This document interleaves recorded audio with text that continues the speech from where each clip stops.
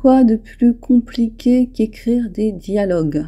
Bon, il y a des choses qui sont aussi compliquées, comme faire des descriptions, quand on a vraiment du mal avec les descriptions, mais ça on en parlera une autre fois. Les dialogues. Les dialogues, c'est ce qui aère le texte d'un roman, c'est ce qui lui donne de la vie, c'est ce qui donne de la vie aux personnages, qui marque leur personnalité justement, dans leur façon de s'exprimer. On devrait pouvoir reconnaître qui parle, mais c'est un exercice hyper difficile. Dans ce podcast, je vais partager avec vous quelques idées pour réussir des dialogues. Un vrai piège pour les auteurs. Ce qu'on aimerait dans notre roman, c'est que les personnages ne parlent pas comme des robots ou ne parlent pas comme des télépathes, qu'ils aient l'air de parler comme dans la vraie vie. Alors on va partir sur 3 clés simples pour créer des dialogues naturels, vivants et qui révèlent vos personnages. Écoutez ça.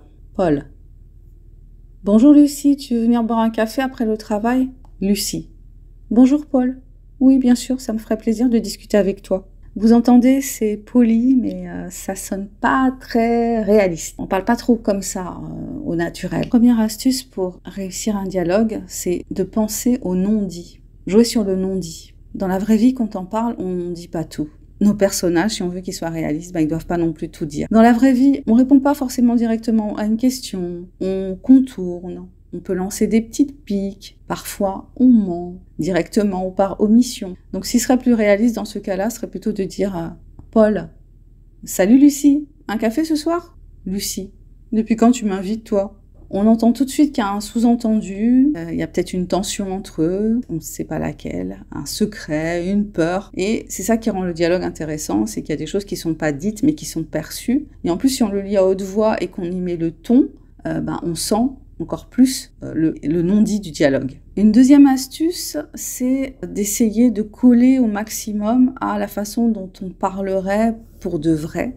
Ça, c'est compliqué. Il ne faut pas non plus que ce soit agaçant, le naturel, parce que retranscrire les vrais dialogues qu'on a dans la vraie vie sur du papier, ça peut pas se faire parce que quand on parle, on est enregistré un dialogue naturel, par exemple à une table familiale, enregistrer une conversation, et vous verrez que on bégaye, on s'arrête, on fait des pauses, on fait des on a des tics de langage. Il y a le ton aussi qui va donner son sens à la phrase. Voilà, donc il y a plein de petites choses comme ça qui font une conversation, qui font un dialogue naturel. Et on peut pas mettre ça dans un dialogue écrit, mais en même temps, il faut que le dialogue sonne vrai. Donc on est amené à tricher un petit peu. On fait parler ces personnages comme de vraies personnes, mais tout en sachant que ce sont des personnes de papier. L'idée, c'est d'éviter de faire des phrases trop longues, trop propres. Après, faut voir comment le personnage parle, s'il a un langage familier, s'il a un langage plutôt précieux, s'il aime bien étaler sa science, s'il est plutôt un taiseux, donc il va faire des phrases courtes. Voilà, donc à voir. Mais en tout cas, à part si si votre personnage c'est Sheldon Cooper dans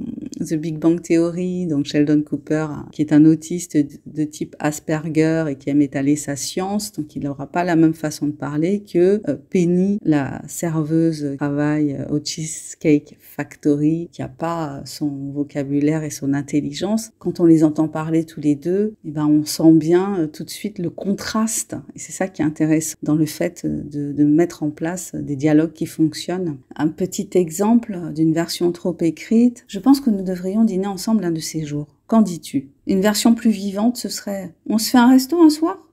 Hein? Toi et moi? Sérieux ?» Ça sonne, ça sonne vrai. Ça sonne comme un vrai dialogue.